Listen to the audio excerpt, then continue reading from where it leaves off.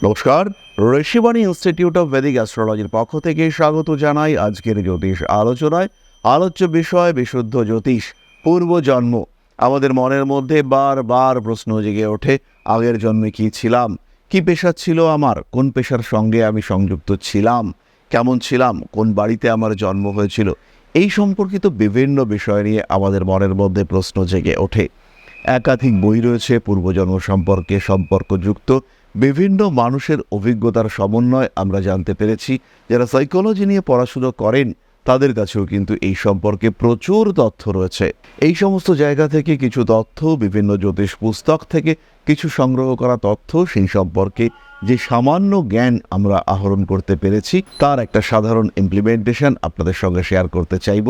কর্কট রাশি এবং তার পূর্বজন্ম। কর্কট কালপুরুষের চতুর্থ রাশি এবং চন্দ্রের সঙ্গে এর সরাসরি সম্পর্ক রয়েছে। খেয়াল রাখতে হবে, আমাদের যে মন, কনসিয়াস, সাবকনসিয়াস বা আনকনসিয়াস মাইন্ড, এর সঙ্গে কিন্তু চন্দ্রের সম্পর্ক একদম ওতপ্রোতভাবে জড়িত। তাই পূর্বজন্মের স্মৃতি, পূর্বজন্মের সম্পর্ক, পূর্বজন্ম কেমন ছিল, মৃত্যুর আগের অবস্থা, বর্তমান অবস্থা, এই প্রত্যেকটি বিষয়ের অনুভূতি এটা কিন্তু কর্কটের ক্ষেত্রে অনেক বেশি। তাই বলা যেতে পারে কর্কট সবচেয়ে বেশি ইম্পালসিভ রাশি। কর্কটের অনুভূতির প্রকাশ এবং গভীরতা অন্যদের থেকে অনেক বেশি। অনেক সময় কর্কট নিজেকে নিয়ে নিজেই কনফিউজড হয়ে যান। কর্কট বুঝতে পারেন না যে আমি কি চাইছি। কর্কট বুঝতে পারেন না যে কোন বিষয়টা আমাকে খুশি করতে পারে। কর্কট তার নিজের বিহেভিয়ার সম্পর্কেই অনেকটা দোলাচলে পড়ে যান। অনেকটা কনফিউশন কর্কটের মধ্যে দেখতে পাওয়া যায়। এর আগের পরপর কতগুলি ভিডিওতে আমরা জেনেছি যে রাহু, শনি, কেতু এই গ্রহগুলির অবস্থান আমাদের পূর্বজন্মের সঙ্গে বর্তমান জীবনের সম্পর্ককে নির্দেশ করে এবং পূর্বজন্মের পেশা, পূর্বজন্ম সম্পর্কে একটা ধারণা, সেটা কিন্তু আমরা এই গ্রহগুলির মাধ্যমেই প্রাপ্ত হয়ে থাকি। রাহু এবং কেতু এরা কিন্তু একটি সত্তারই দুটি পৃথক অংশ। যার মধ্যে রাহু, সে কিন্তু অমর। আমরা জানি যে আত্মাও কিন্তু অমর। এবং কেতু, সে হচ্ছে প্রায় নির্জীব একটি অংশ, যেটা আগের জন্মে আগের পৃথিবীতে রয়ে গিয়েছে এবং বর্তমান পৃথিবীতে চলে এসেছে। বর্তমানে রয়েছে আমাদের যে অংশটি, সেটি হলো আমাদের আত্মা, আমাদের সত্তা। তাই এখানে রাহু কেতু কনসেপ্ট এটা কিন্তু ভীষণ গুরুত্বপূর্ণ। আরেকটি বিষয় রয়েছে, সেটি হলো কর্মফল, প্রারব্ধ। এই প্রারব্ধ বিষয়টিকে নিয়ন্ত্রণ করেন শনিদেব। আর পূর্বজন্মে কি করে এসেছি, পূর্বজন্মের কতটা কর্মফল ভোগা আমার বাকি রয়েছে, বা এই জন্মের কতটা কর্মফল আমি অর্জন করব, সেটা আমার পরবর্তী জন্মে কতটা স্থানান্তরিত হবে, সেটা আমার পরবর্তী জন্মে কতটা জন্মান্তরিত হবে, বা কতটা স্থানান্তরিত হবে, কতটা রূপান্তরিত হবে, এই বিষয়গুলির ধারণা আমরা শনিদেবের অবস্থান থেকেই কিন্তু প্রাপ্ত হয়ে থাকি। শনিদেব আমাদের প্রত্যেকটি কর্মের প্রকৃত কর্মফল প্রাপ্ত হতে আমাদেরকে সাহায্য করে থাকেন। প্রতিটি কর্মফল আমাদেরকে দিয়ে থাকেন এই শনিদেব। সুখ, দুঃখ, কষ্ট, অস্বস্তি, জ্বালা, প্রত্যেকটি বিষয়ের সঙ্গে, প্রত্যেকটি কষ্টের সঙ্গে শনিদেব যুক্ত হয়ে থাকেন। ধীরে ধীরে নিজের জীবনকে উন্নততর করে তুলব, তার সঙ্গে সাক্ষী হয়ে থাকবেন কিন্তু এই শনিদেব। সুতরাং আমাদের জীবনের কার্মিক প্রকাশ, আমাদের জীবন সত্তা, আমাদের আত্মা, তার কার্মিক প্রকাশ, সেটা কিন্তু ডিপেন্ড করবে, সেটা কিন্তু নির্ভর করবে শনিদেবের সঙ্গে সম্পর্কের মাধ্যমে, আমাদের বর্তমান জন্মকুণ্ডলিতে শনিদেবের অবস্থানের মাধ্যমে। আর রাহু শনি বা শনি কেতু বা রাহু মঙ্গল, শনি মঙ্গল, এই সমস্ত সম্পর্কগুলি ইন্ডিকেট করবে যে এই মানুষটা আগের জন্মে কেমন ছিল। হতেই পারে কারোর জন্মকুণ্ডলিতে রয়েছে রবি রাহু সংযোগ এবং সেই সংযোগের ওপরে শনির দৃষ্টি রয়েছে।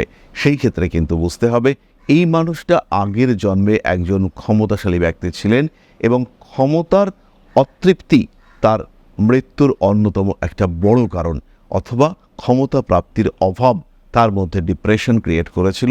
একটা দীর্ঘদিন ক্ষমতা ভোগ করবার পরে তারপরে কিন্তু তাকে একটা ক্ষমতাহীন অবস্থায় চলে যেতে হয়েছিল। আবার যদি আমরা দেখতে পাই যে এই মানুষগুলোর রাহু ষষ্ঠভাবে অবস্থান করে রয়েছে এবং শনিদেব তিনি দ্বিতীয়, দশম বা ষষ্ঠ এই তিনটি ঘরের মধ্যে কোনো একটি ঘরে রয়েছেন, সেই ক্ষেত্রে এই মানুষটির জীবনে কিন্তু প্রচুর অতৃপ্তি ছিল। মানসিক দিক থেকে, কার্মিক দিক থেকে, পেশার দিক থেকে এই মানুষটির জীবনে অতৃপ্তি এর জীবন অবসানের একটা বড় কারণ হয়ে উঠেছিল। বিভিন্ন ক্ষেত্রে স্যাটিসফ্যাকশনের অভাব, একে কিন্তু বেশ সমস্যার মধ্যে ফেলেছিল। কর্কট রাশি বা লগ্নের মানুষদের মধ্যে পূর্বজন্মের প্রভাব এটা অন্যান্য রাশির থেকে বেশি দেখতে পাওয়া যায়। এর জন্য কর্কট অনেক বেশি ইমোশনাল হয়ে পড়েন, কর্কট অনেক বেশি সেন্সিটিভ হয়ে পড়েন, কর্কট অনেক বেশি ইম্পালসিভ হয়ে পড়েন। কর্কটের মধ্যে মানসিক দিক থেকে দুর্বল হওয়ার সম্ভাবনা অনেক বেশি দেখতে পাওয়া যায়।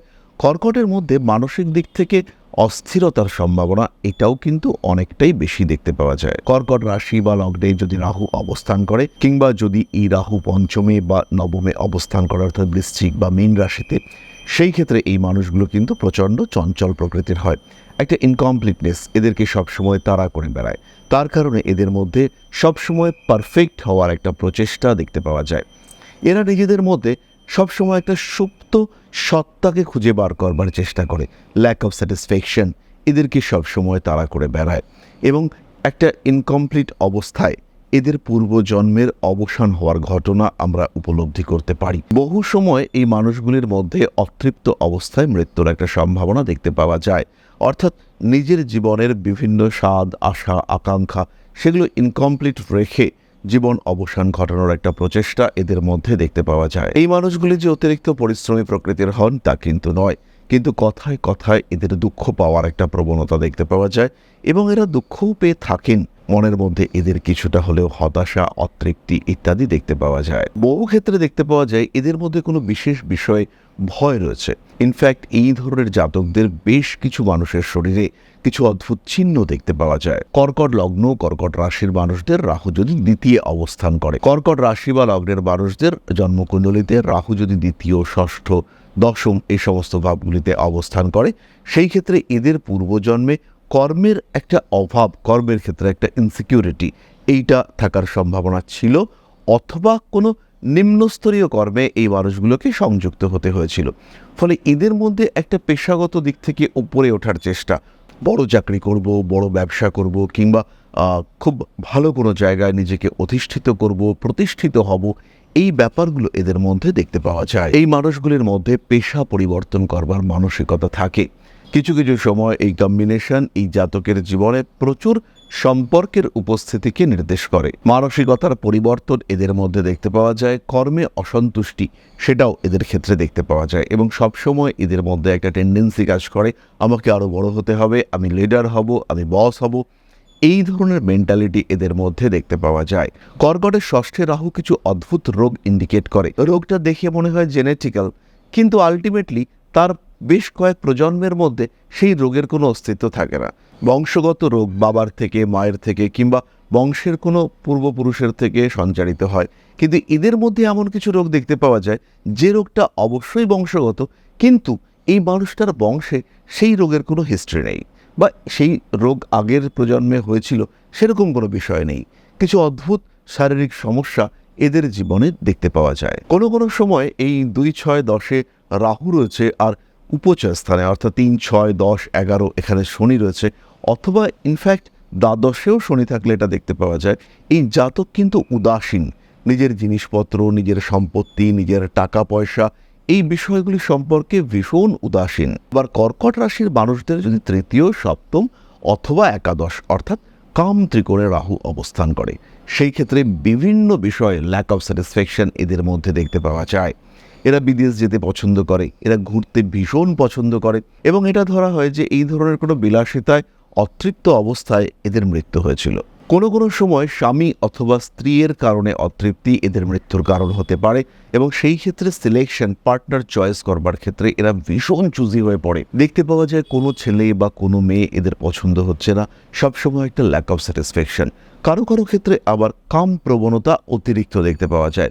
বিভিন্ন বিপরীত লিঙ্গের মানুষের সঙ্গে সম্পর্ক স্থাপন করবার চেষ্টা, বহু মানুষের সঙ্গে সম্পর্ক, বহু মানুষের সঙ্গে অ্যাটাচমেন্ট এগুলো দেখতে পাওয়া যায়। কোনো কোনো সময় এই মানুষগুলোর মধ্যে পরিবার নিয়ে অতৃপ্তি দেখতে পাওয়া যায়। ইনফ্যাক্ট এই মানুষগুলির পূর্বজন্মে বাড়ির থেকে, পরিবারের থেকে অনেকটা দূরে মৃত্যুর সম্ভাবনা সেটাও কিন্তু রয়েছে, এবং পরিবার সম্পর্কে একটা অপূর্ণতা এদের ক্ষেত্রে দেখতে পাওয়া যায়। পরে যদি চতুর্থে, অষ্টমে বা দ্বাদশে রাহু অবস্থান করে, অর্থাৎ তুলা, কুম্ভ অথবা মিথুন রাশিতে যদি রাহু অবস্থান করে। সেই ক্ষেত্রে এই মানুষগুলো পূর্বজন্মের সঙ্গে ভীষণভাবে কমিউনিকেট করবার চেষ্টা করেন।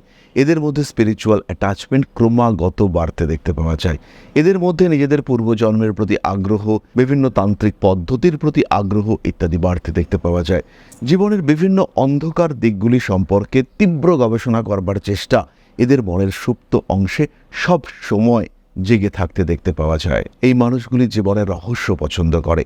এই মানুষগুলি বাড়ি থেকে দূরে সরে যাওয়া, গৃহত্যাগ, সাধনা এই বিষয়গুলির প্রতি এদের চরম আগ্রহ। চতুর্থে রাহুর উপরে যদি শনির দৃষ্টি পড়ে, সেই ক্ষেত্রে এই মানুষটি গৃহ সংক্রান্ত কোনো কাজকর্ম করতেন এবং পূর্বজন্মে বাড়ির সঙ্গে তার অ্যাটাচমেন্ট চরম মাত্রায় ছিল। বাড়ির মানুষজনের কারণেই তিনি মানসিক দিক থেকে আঘাতপ্রাপ্ত হয়েছিলেন এবং এই মানসিক আঘাতই ধীরে ধীরে তাকে মৃত্যুর দিকে ঠেলে দিয়েছিল এবং এই আঘাত, এই অতৃপ্তি নিয়েই তাকে কিন্তু মৃত্যুবরণ করতে হয়েছিল। আবার চতুর্থে অথবা দ্বাদশে রাহু এবং 6th হাউসে শনিদেব। সেই ক্ষেত্রে এই মানুষটি সাধারণভাবে স্বাভাবিকভাবে ধীরে ধীরে রোগে ভুগে মারা গিয়েছিলেন এবং তার যে জীবন সেটা যথেষ্ট কার্মিক প্রকৃতির ছিল। চাকুরি কিংবা এই ধরনের কোনো পেশায় সেই মানুষটা যুক্ত ছিলেন। পরিবারের প্রতি অ্যাটাচমেন্ট থাকলেও পরিবারের প্রতি নির্ভরশীলতা ধীরে ধীরে মানুষটার অনেকটাই কমে গিয়েছিল। চতুর্থ বা অষ্টমভাবে রাহু অবস্থান করে রয়েছে আর দ্বাদশে শনিদেব অবস্থান করে রয়েছে। সেই ক্ষেত্রে কিন্তু পূর্বজন্মের কিছু ভয়ঙ্কর স্মৃতি এই জন্মে জাতক বা জাতিকাকে তাড়া করে বেড়ায়। তাদের মধ্যে কখনো বাস্তুদোষের কারণে তারা কিছু অদ্ভুত অদ্ভুত স্বপ্ন দেখে, কখনো পারিপার্শ্বিক পরিস্থিতির কারণে, কখনো পরিবেশের কারণে এদের মধ্যে কিন্তু বিভিন্ন রকমের অস্থিরতা দেখতে পাওয়া যায়। এই মানুষগুলির মধ্যে গৃহের প্রতি একটা অদ্ভুত আকর্ষণ দেখতে পাওয়া যায়। পরিবার থেকে এই মানুষগুলো বারবার বঞ্চিত হলেও পরিবারের প্রতি একটা অদ্ভুত অ্যাটাচমেন্ট এদের জীবনে আমরা দেখতে পাই, বারবার দেখতে পাই।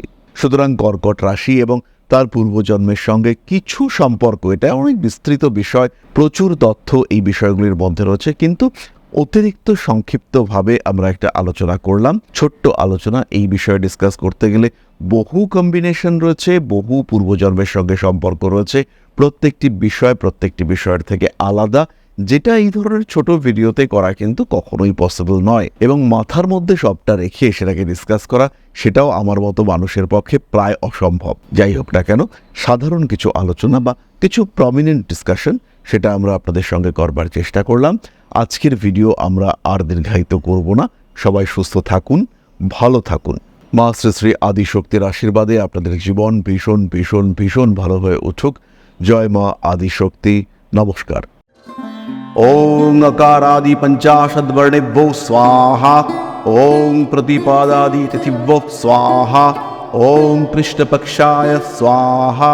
ओं शुक्लपक्षाय स्वाहा। ओं अमावस्याय स्वाहा। ओं पूर्णिमाय स्वाहा।